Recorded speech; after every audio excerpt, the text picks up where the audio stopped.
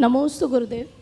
गुरुदेव, प्रकृति ने जिस भी जीव को जो भी शरीर या आकृति दी है वो उसके साथ छेड़छाड़ नहीं करता, पर मनुष्य जो है उसे जो भी कद काठी रंग रूप जो भी मिलता है उसके साथ वो हमेशा छेड़छाड़ करता रहता है। जब मनुष्य प्रकृति ने जिस भी जीव को जो काया दी है उसके साथ वो छेड़छाड़ नहीं करता, पर मनुष्य विवेक के साथ भी उसके साथ हमेशा छेड़छाड़ करता रहता है। जो भी कद काठी रंग रूप हमें मिला है उसके कई कारण हो सकते हैं, जैसे भौगोलिक जिस परिवेश में आपका जन्म हुआ उस हिसाब से आपको शरीर मिलता है। सामाजिक कारण होते हैं कि कुछ जिस जगह आप रह रहे हैं वैसी कैसी मान्यता है उस प्रकार के आपके व्यवहार होते हैं। जैसे कि हमारे देश में एंटी टैनिंग चलता है कि अगर आपकी त्वचा काली है तो आप उसको एंटी टैन करवाते हैं, उसका अरबों का व्यापार है, कॉस्मेटिक है। और वेस्टर्न जो देश हैं वहाँ पे लोग धूप में जाकर के बैठते हैं कि उनकी गोरी जो त्वचा है वो काली हो जाए, टैन हो जाए। तो इसके अलग अलग कारण हैं। मेरा प्रश्न ये है महाराज जी, क्या हमारे धार्मिक शास्त्रों में किसी भी कद काठी रंग रूप का कुछ ऐसा पैमाना है कि अगर ऐसा शरीर है तो वो सर्वोत्तम है?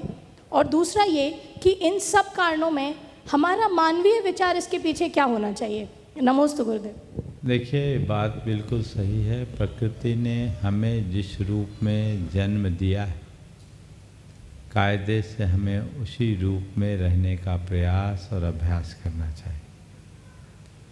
मनुष्य यदि अपने प्राकृतिक जीवन को जिए तो उसके सामने कोई कठिनाई नहीं हो।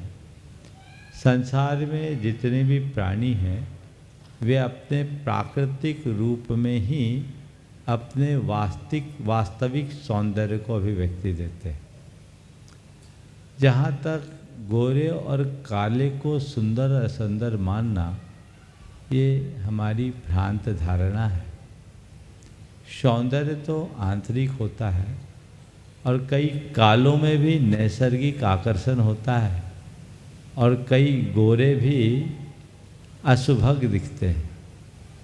हमारे 24 तीर्थंकरों में 2 तीर्थंकर तो काले थे। कौन कौन से? हाँ, नेमिनाथ और पार्श्वनाथ। अब उनका रंग काला था, पर्वत तीर्थंकर थे, लोकोत्तर रूप के धनी।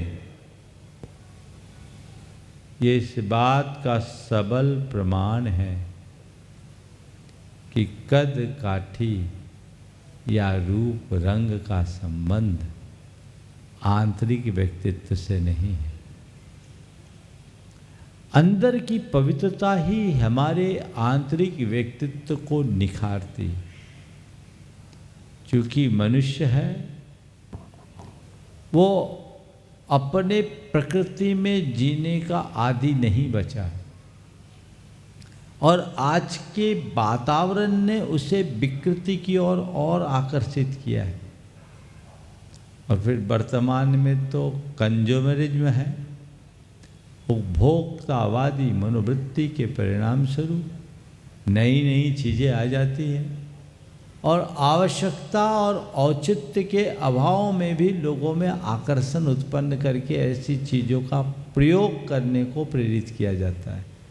पर मैं पूछता हूँ, कौवा अगर टेलकम पाउडर भी लगाएगा तो कौवा ही रहेगा, वो मोर तो नहीं बन पाएगा ना। लेकिन प्रकृति ने कौवे को भी अपना एक सौंदर्य दिया, उसे वही चाहिए। तो जो वस्तु अपने प्राकृतिक रूप में रहती है वो सदैव सुंदर बनी रहती है और जिसमें विकृतियाँ होती वो असुंदर हो जाती। इसलिए हमें चाहिए कि हम अपने प्राकृतिक रूप को ही स्वीकार करें, बाकी चीज़ों से बचें और अपने जीवन को वैसा बनाने का प्रयत्न करें। नमोस्तु।